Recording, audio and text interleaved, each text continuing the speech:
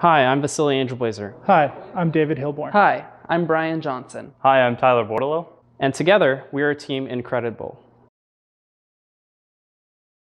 Manchester United Football Club Board of Directors, thank you for having us. We are going to discuss the future of this great football club. Under Sir Alex Ferguson, Manchester United has grown to be one of Europe's most decorated football clubs. They hold 3 Championship League titles, 19 English Premier League titles, and 11 Academy League domestic cups. Sir Alex Ferguson joined as football manager in 1986, and he made many changes to the football program. The first being to trade many fan-favorite players, and the second was to recruit more talent scouts and invest in United's youth program. He is quoted as saying, "I mean to put an end to United's reputation of being almost as much of a social club as a football club." This change in attitude led Manchester United to be the highest valued football club in the world, with an estimated brand value of $2.235 billion US and total revenues of 367 million euros, 33% of which come from matchday revenues, 36% from broadcasting, and 31% from commercial revenues. A survey conducted in May of 2012 by leading market research agency Kantar named Manchester United as the world's most popular club with 659 million followers worldwide. At the club level, Alex Ferguson has cultivated a family atmosphere. Everyone from the star player to the kit washer is considered a valuable part of United's organization. Senior players always make a point to warm up with the youth academy, and as a result, brand loyalty has grown immensely. One player in particular, Ryan Giggs, played the entirety of his football career under Alex Ferguson's management. Manchester United has a large number of stakeholders, a proven track record, world standing, an enormous fan base, which all place high expectations and pressures on the players and especially the football manager. Therefore, our question is, how can Manchester United continue to succeed as the world's most important football club? So the first step in answering the question of how does Manchester United maintain its position as the world's most important football club is to look at the industry in which we operate in. So to do this, we're going to look at a Porter's 5 Forces model. And the first step of this is looking at the bargaining power of suppliers.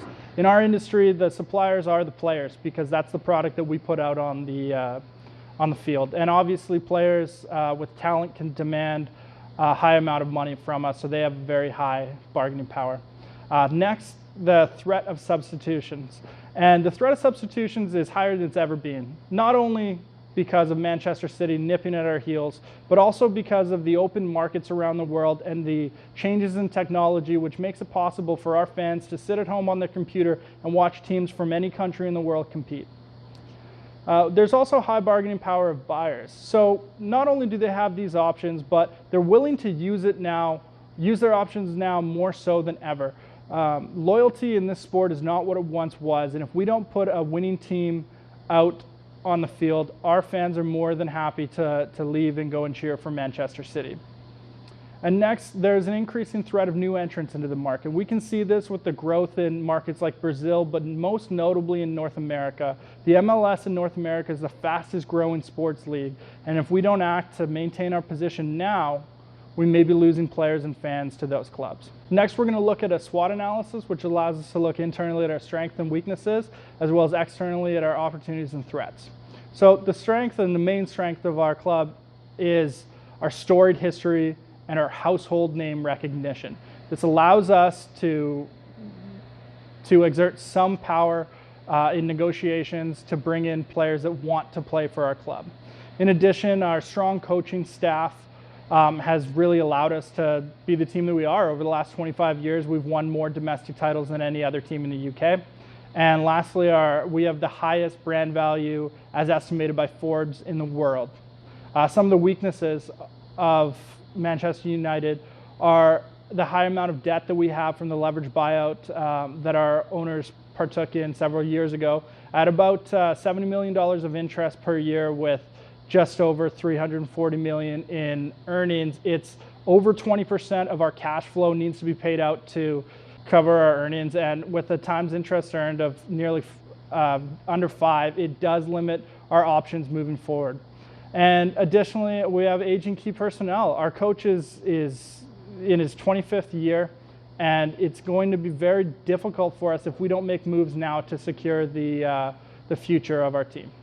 Some of the opportunities facing Manchester United is that football is growing and opening up new markets. So this means that if we can find a way to leverage our brand internationally, we can bring in more revenue and open up new revenue streams that have not previously been available to us.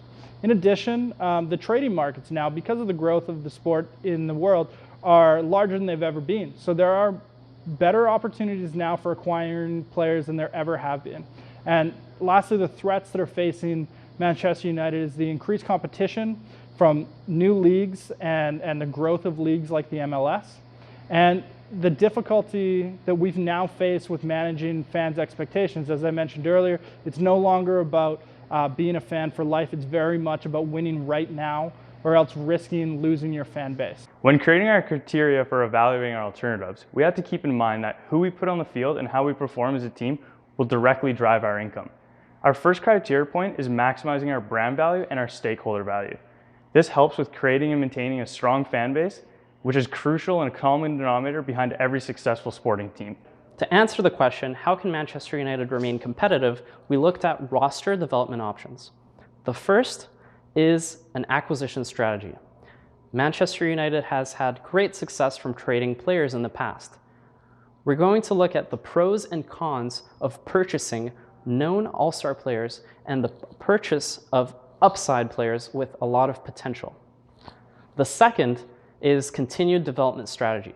We are going to explore the benefits and the disadvantages of a farm system to develop players in football academies around the world. When comparing our two roster development strategies, we will weigh the pros and cons against our criteria. Our acquisition strategy has two different alternatives. One alternative is to purchase 1 or 2 all-star players, and the other alternative is to purchase a handful of upside players with proven potential. The pros of our acquisition strategy are that players have proven their success over several years. It gives us immediate results, and the fans love it. Purchasing a big-name player will bring in additional fan base, provide us a huge opportunity for additional revenue through jersey sales and brand recognition.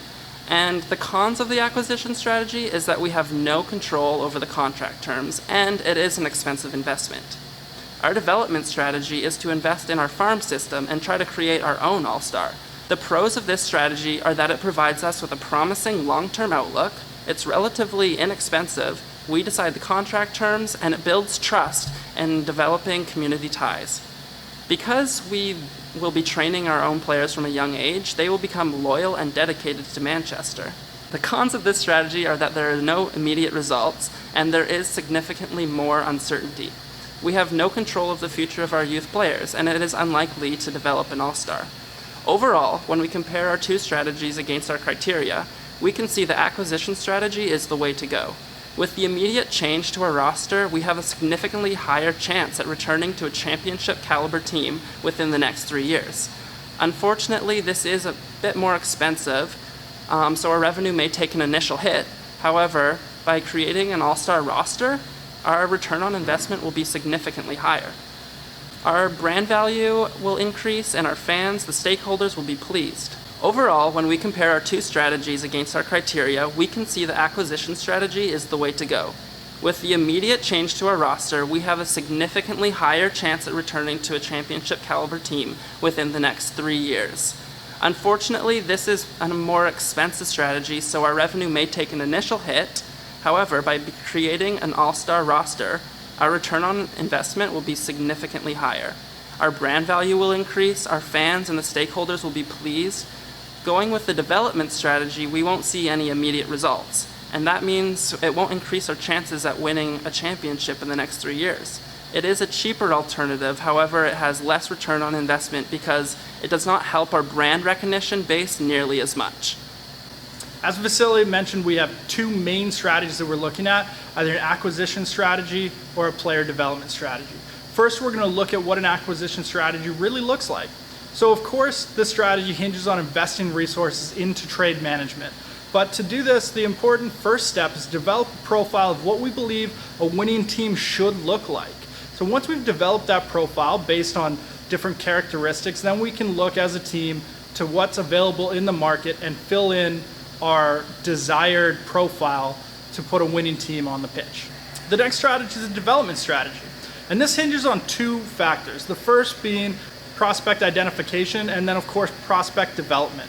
So with prospect identification, it's important to increase the amount of scouts that we have and increase our scouting system. So that means data management and our criteria for assessing players.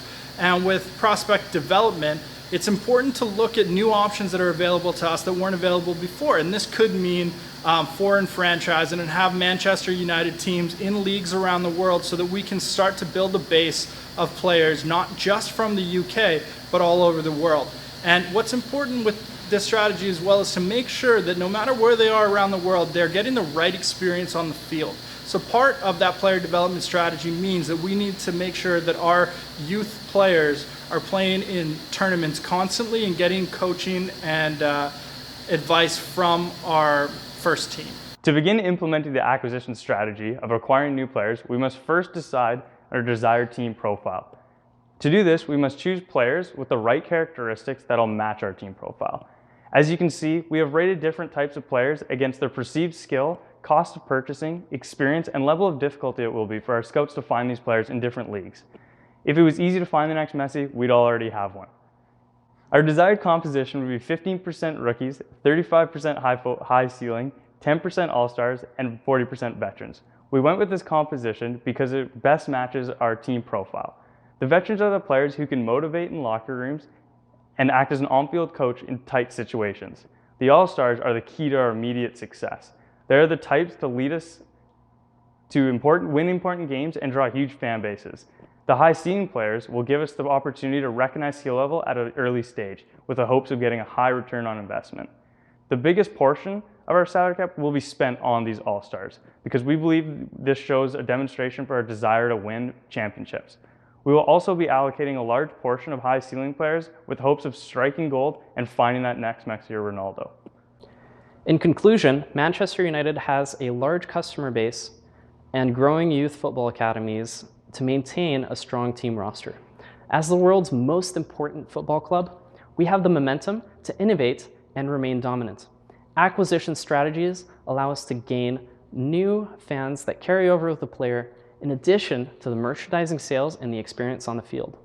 Our greatest asset is our people. At the end of the day, our revenues and support from fans will depend on who we send out onto the football field and whether or not they can bring home another championship title.